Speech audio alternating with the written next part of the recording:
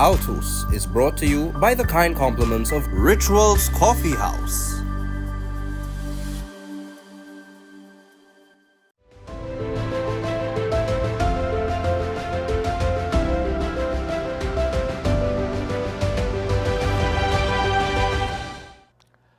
Good evening and welcome to Altos, a news and current affairs program produced by the Catholic News and broadcast on Trinity TV and TTT.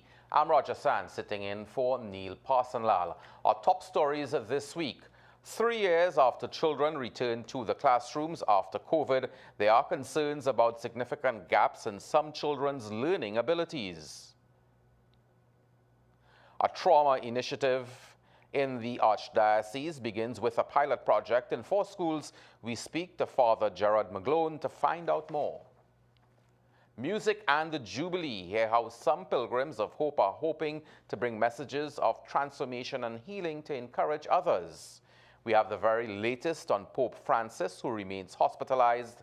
And later we chat with a familiar face, our own Neil Parsonlal, who recently attended a meeting in Mexico for Latin American and Caribbean bishops, clergy, and the laity involved in politics. Our top story. 3 years after this country came out of the COVID pandemic, education stakeholders say they are noticing significant gaps in some children's learning abilities. Children returned to physical classrooms in April 2022, and while education was provided via virtual platforms, what is now emerging is the impact upon many who were unable to access their education virtually because of the lack of proper devices. Altos reporter Lara Pickford-Gordon sat down with educators of the Catholic Education Board of Management to talk about the impact of the loss of 2 years of in-person schooling. We have more. CEBM Quality Assurance Manager for Northern 2, Teresa Neblet-Skinner, summed up the issues as social, mental, and academic. We had a lot of socializing issues. The children didn't know how to socialize, they had problems getting along with their peers, as much as they were happy to meet their friends. The infant children did not get the foundation. When they came out, they were standing one level. So that reading, it is very, very difficult to catch up. CPM Manager for Central, Vanessa Yearwood, highlighted the gaps for children with special needs and children requiring special attention. And even those students who require those individualized, approaches were impacted when they were online, and ability to teachers to transition again and bring them up to the levels that they are. Manager Suburban Area, Aurea Honoré, said the secondary entrance assessment scores alone are not the best gauge, but they do show a decline. Education gaps are still there, and assessments of children must continue. But one of the big challenges also that we are facing is that of trying to motivate the students to that higher level. Counseling psychologist Crystal Johnson said to lessen the effect of significant events like COVID, routine mental health screening is needed for early detection and treatment. Routine mental health screenings in pediatric care, which can offer insight into possible mental health issues in the future. So if we assess early, we could treat early and address early. Johnson said priority should be given to foundational skills in literacy and numeracy for the education sector to respond to setbacks. So focusing on literacy and numeracy, which we all know is very critical in children's ability to process more complex content, rather than focusing on the possibly over-ambitious curriculum we adopt at this time. I am Lara Pickford-Gordon for Catholic News, Altos.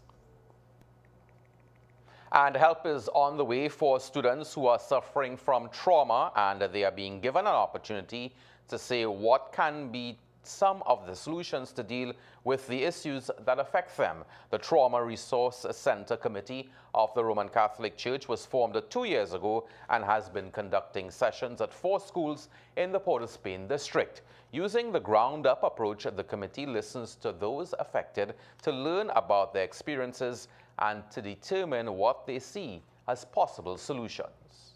Few realize it, but invariably children suffer traumatic stress based on the things happening around them.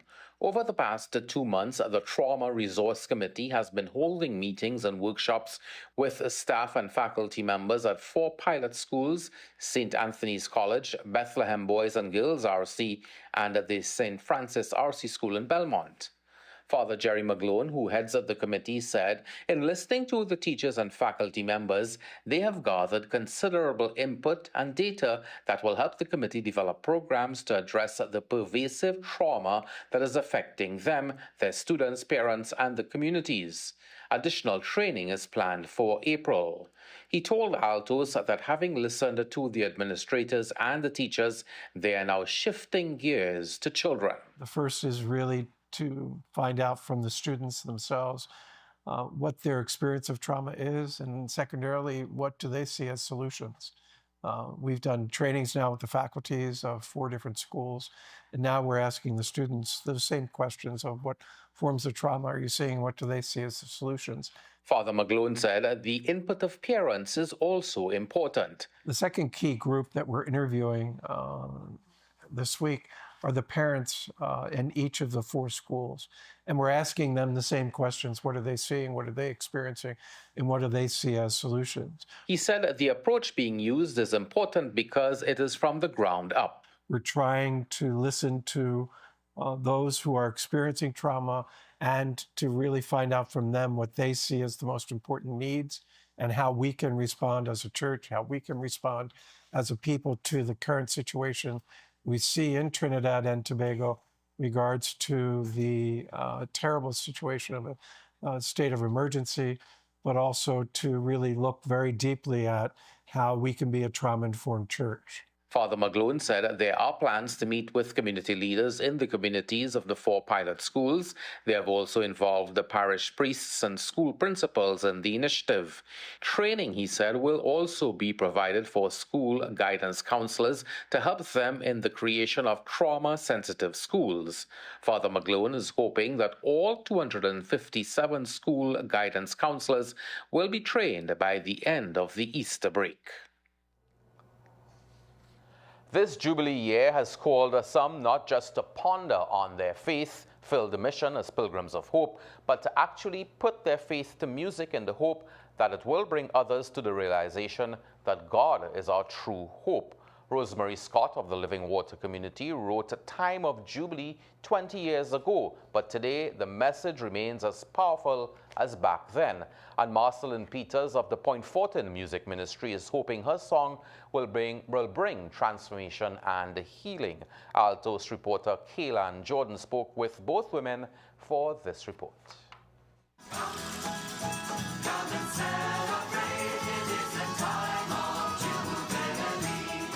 For Scott, the feeling of hearing Time of Jubilee being sung in this Jubilee year is both humbling and awe-inspiring. Wow, I feel very humbled that the church feels it's applicable and using it. And I'm hearing it in parishes, I'm hearing it in schools, and wow, to God be the glory. In 2000, the church embarked on a 3-year period of preparation leading up to the Jubilee. For Scott, writing the song was a way to express the celebratory and healing spirit of that Jubilee.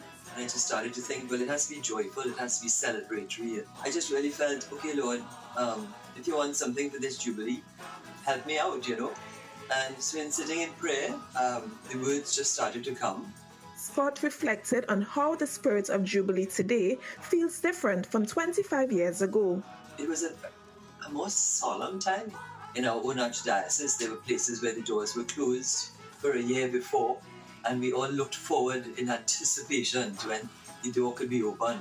For Scott, the feeling of joy that surrounds this year's Jubilee is palpable, but she also acknowledges that there is something different in the air. I don't know if we've learned, we've grown, maybe it's because of Synod that we've done the work in Synod, which I really feel has prepared us to enter into this Jubilee time with a new joy. Hope does not disappoint, for God's love has been poured into us. Marceline Peters' composition, Hope Does Not Disappoint, or Jubilee song, is a declaration of faith. It also reflects her personal journey as a pilgrim of hope. If you see look at the lyrical content of the chorus, it's directly from scripture. To believe, to have that faith, to trust. Peters, a music minister at St. Anthony's Parish in Point Fortin, is hopeful that the melodies will cause transformation, healing, and that people will come into a deeper connection with God. Hope does not disappoint, for God's love has been poured into. Lovely music. Well, His Grace Archbishop Charles Jason Gordon is lamenting that Trinidad and Tobago Carnival has evolved into hedonism, a glorification of pleasure in the most bizarre orgy-like festivities that goes back to pagan days. And he is warning young people to be cautious about giving others power over their lives. Delivering the homily at last Sunday's Mass, His Grace Archbishop Charles Jason Gordon referenced the readings for the weekend on the Beatitudes as he lamented that we have become a civilization that believes that happiness comes from wealth, power, and fame. His Grace was written a book titled Rekindling Our Carnival Rhythms, Reigniting the Soul of Carnival, expressed a deep concern at how Carnival has evolved, saying this country is now at the world center of promoting hedonism. What we now call carnival is hedonism. Let's just be honest with it. It's hedonism. It is a glorification of pleasure and making pleasure your highest good in the most bizarre, orgy-like festivities that harken back to pagan days. He acknowledged that there are a lot of good things about Carnival, but expressed concern that the hedonism now evident in the national festival is being exported elsewhere. But not only are we into hedonism, we have pushed it now all through the Caribbean and in America and also in England. We are pushing hedonism everywhere now.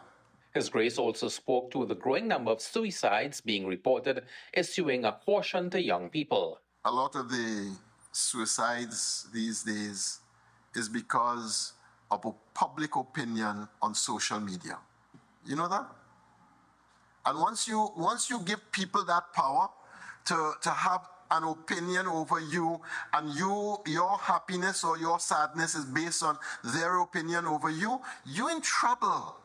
The weekend readings, he said, was calling each of us to sober up and realize that at the very heart of the Beatitudes is the call that unless we seek unconditional trust in God, we will not find the pathway to true happiness. Meantime, His Grace wants young people to respect and value themselves and not be lured by the opinion of others. In a specially recorded message, His Grace urged the young people to understand the consequences of things that they post on social media. Once it's digital, it goes everywhere. You have no control once it's gone. Young people, I am begging you, please. You are God's work of art, and your body is part of God's work of art. Using your body for excitement and stimulating sexuality in others and arousing others is not the gift that He gave you or the reason for the gift. The reason for the gift is to give it as gift to the one that you will spend your whole life with in marriage. The sacred site of St. Francis of Assisi Roman Catholic Church in Sangre Grande has been praying for members of this country's protective services. The prayers, first offered up last Sunday, February 16th, continued on Wednesday of this week as pilgrims of hope visited the parish. Parish priest Father Steve Duncan said the members of the protective services bravely serve the nation every day, never knowing what they will encounter, but giving of themselves for the safety of all of us. Catholic News editor Raymond Sims reports. In the prayers of the faithful on Sunday, February 16th, the parish of St. Francis of Assisi in Sangre Grande offered up prayers for the protective services. In a special way, we pray for members of the protective services who bravely serve our communities and nation every day. We ask you, meaning God, that you cover them with your protection, We ask that you draw them to yourself amidst the dangers they face in a dark world. In his homily to members of the protective and security forces and pilgrims visiting the sacred site on Wednesday, February 19th, Parish Priest Father Steve Duncan explained why the parish saw the need to offer prayers for the protective services and security personnel. Our protective services bravely serve our communities and nation every day. For we do not know when they leave the confines and the security of their homes what they will meet. They themselves may not always know what they will meet, but when they go and they meet, they treat. And we on the back end, we hear the news and we shout and we acclaim. We thank God that criminal elements were arrested and treated accordingly.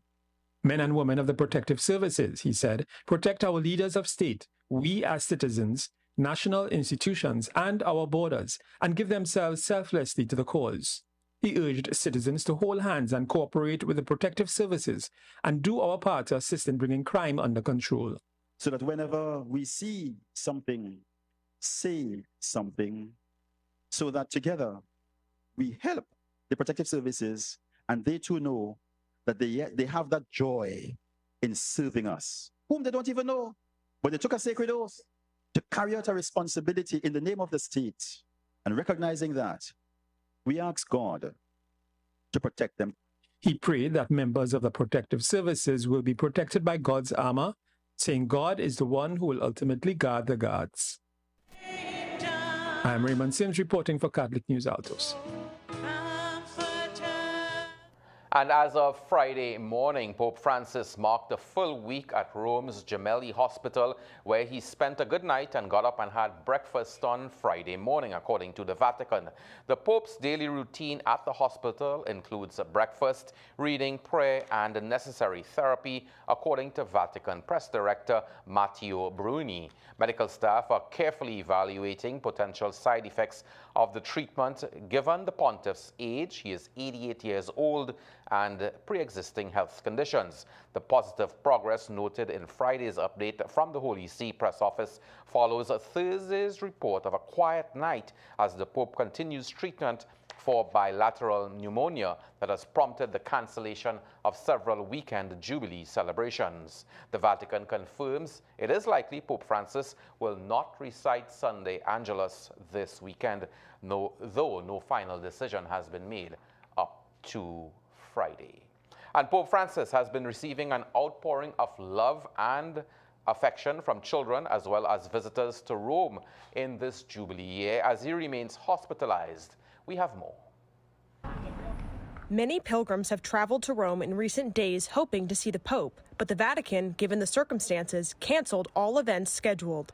Vendríamos a verlo, pero como está delicado, no creen que pueda salir la bendición. Veníamos también a ver al Santo Padre y desafortunadamente está hospitalizado. Para mí es algo triste porque sí que tenía la ilusión de conocerlo, pero igual no lo llevamos en nuestro corazón. Some, taking advantage of the presence of the cameras, wanted to leave a message of support for the Pope. Le desearía una pronta recuperación, que Dios le bendiga y que él pueda seguir con el legado que Dios le ha mandado. Le pedimos muchísimo a Dios y vamos a orar por la salud del Papa, porque es un Papa muy bueno y muy noble y la verdad muy cercano al pueblo. Al Papa le deseo que se recupere pronto y que se recupere bien para que pueda seguir haciendo su obra. The most tender display of affection came from the children who are hospitalized in the Gemelli Oncology Ward. They sent him these drawings made by them and the letters that their parents have written to him. Giorgia Meloni, Prime Minister of the Italian Republic, personally visited the hospital. She was one of the few who was able to see the Pope and tell how he was doing. She expressed herself in the statement published by the government. I am very pleased to have found him alert and receptive. We have joked as always. He has not lost his proverbial sense of humor. These were all messages of encouragement at a delicate moment for the 88-year-old Pope. Who knows if, at least, the rainbow that appeared in the sky of Rome was a message of encouragement from heaven. Pope Francis has also received heartfelt letters from inmates at Milan's San Vittore prison after a planned meeting and concert were cancelled. Well, time to take a break, and when we return, we will chat with Neil Parsonal, who recently attended a very important conference in Mexico. We'll be right back.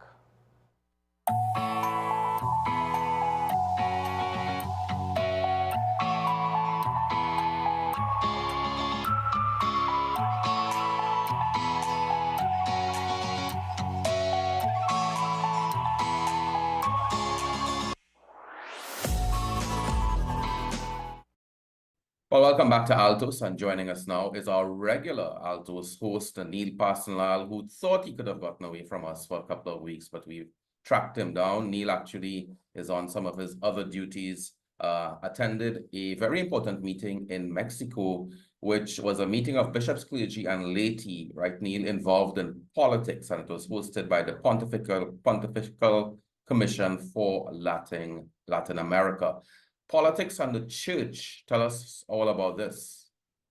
Roger, it was a very good meeting, and it really it cemented the view that there is ample room for involvement of the church in the politics of the country, because the needs, the desires of the national population are also embedded in what the church wants for them, meaning social justice, meaning equality in everything we do, meaning, you know, the very act of living and enhanced, or the quality of life. And as much as the church is involved in that, that's the ambition of politics. How do we bring those two parties together? Right, and other than yourself, who else from Trinidad and Tobago would have attended this? In fact, I was the only Trinidad and Tobago representative. There were others from the AEC. There was the Bishop Alain from Guyana, the Bishop Chuni from Suriname, Deacon Ronald Thwaites from Jamaica, and Lawrence Lachman Singh from Guyana as well. We were the 5 AEC representatives. Right, and any actual politicians, let's say, from who would have been a part of the attendees from around the region? Well, yes, because we had one of the participants, it was in fact a former president's wife. And we had an opposition leader as well, and who were very clear that they're Catholic before they were anything else. And that's the point we're driving home. That, you know, how do we bring our faith to the politics? And for many of us, there is no division. Our faith is what carries us in terms of how we treat with the politics. For myself, my faith has always, as a politician, former politician, my faith is what drives any decision I make in terms of the politics, in terms of dealing with people. But is it something that is easier talked about, especially off the political landscape, than it is if you are in active politics and let's say your party is in power and you have to make, you know, maybe some decisions that don't coincide with your faith? Did that come up? And in your experience, because you would have walked that road at some point in your life, in your experience, how challenging is that? It is extremely challenging, Roger, but if we are able, and this is what the conference did, it opened up the dialogue. Yeah, there is that constant need for us as Catholics involved in whether we are medical professionals, whether we are journalists, whether we are in politics. It is up to us as Catholics to infect the conversation through our faith. And that's what, so yes, there have been times when you look at a decision being made and you say, but no, that's, you know, I need to have a second look at this because of what my faith tells me. Death penalty, for instance. You cannot be a Catholic and openly support the death penalty. The church says, no, that's not on the cards at all. Yeah, so we have to walk that line. And how do we as Catholics now influence the dialogue to the point where those are not, you know, they don't become policy again? And that is where the dialogue was. We use the Pope's Fratelli Tutti document as the base. And very importantly, the seminal notion of Fratelli Tutti comes from the parable of the Good Samaritan. And what the Pope was able to do, what Pope Francis was able to do in Fratelli Tutti was describe or delineate, deconstruct, if you wish, the parable in such a way that we saw every character, whether it was the priest, the Levite, whether it was the people who passed by, whether it was the robber, because no mention is made after that of the person who was robbed as well. He just disappears on the horizon, and the Good Samaritan. But the fact is, Roger, all of us have been robbed.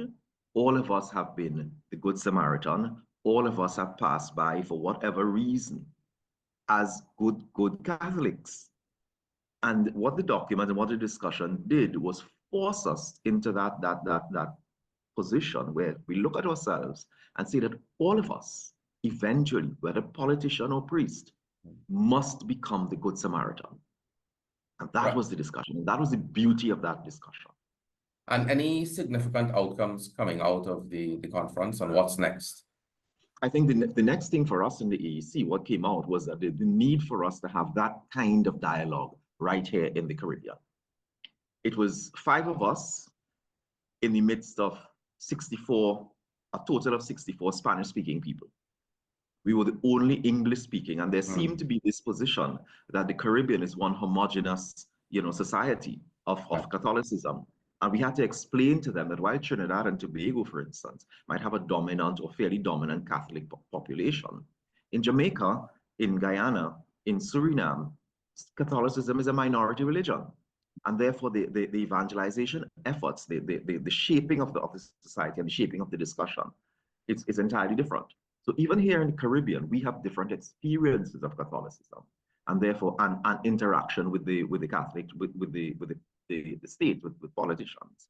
And therefore, so Deacon Ronald Thwaites, for instance, sat as a member of parliament for 21 years as a deacon.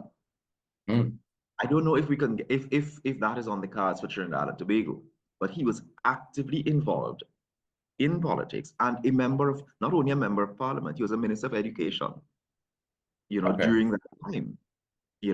Can we get to that stage where we as Catholics get involved, and he's a permanent deacon, whether we can get to that stage where we can be where a permanent deacon in Trinidad and Tobago can be in the parliament? Can we get to that stage? Can we have that discussion amongst ourselves, in terms of the region, using Ronnie as the example, Ronald Thwaites as the example of how we can infect, how we can bring the Good Samaritan into the parliament? Very interesting, and it's an important point that you made there. Well, Neil, that's all the time we have. As you know, we have limited time on Altos, especially for interviews. So safe journey back to Trinidad and Tobago, and we look forward to seeing you back on set next week. I'll see you all next week, please God. All right. Thank you very much, Neil. We'll be right back after this break.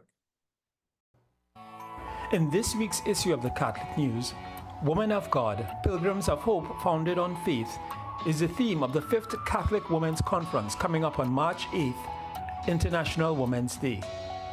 We have a center spread interview with the 2024 Shepherd's Cup top coach and captain Kelford Bartholomew. Father Stephan Alexander, General Manager of the Catholic Commission for Social Justice, writes on how getting rest is an act of justice. And Archbishop Charles Jason Gordon answers the question in his column, Conversations with Archbishop J, why he thinks one of his predecessors, servant of God Archbishop Anthony Pantin, is a saint. I am Raymond Sims, editor of the Catholic News.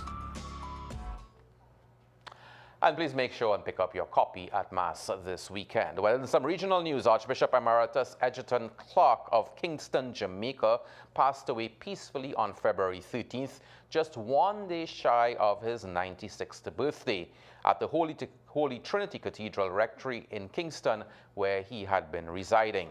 In a statement, Archbishop Kenneth Richards of Kingston expressed deep sadness at his passing. He offered gratitude for Archbishop Clark's dedicated service to the Archdiocese and the Diocese of Montego Bay and the Antilles Episcopal Conference. Archbishop Emeritus Clark was ordained a priest in February 1960. He served as Bishop of Montego Bay for 27 years before being appointed Archbishop of Kingston in November 1994, and he retired in February 2004. His funeral mass will be held on Monday, March 3rd at the Cathedral of the Most Holy Trinity in Kingston. May he rest in peace.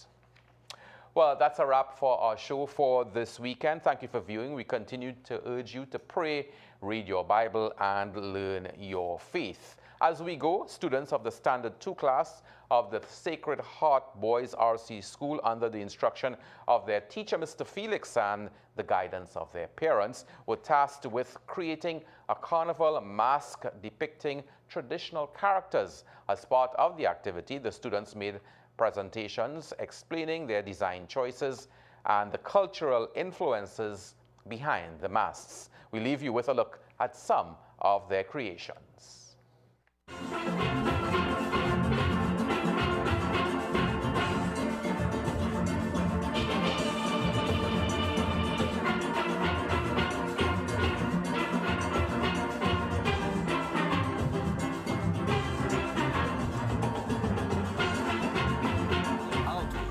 was brought to you with the kind compliments of Rituals Coffee House.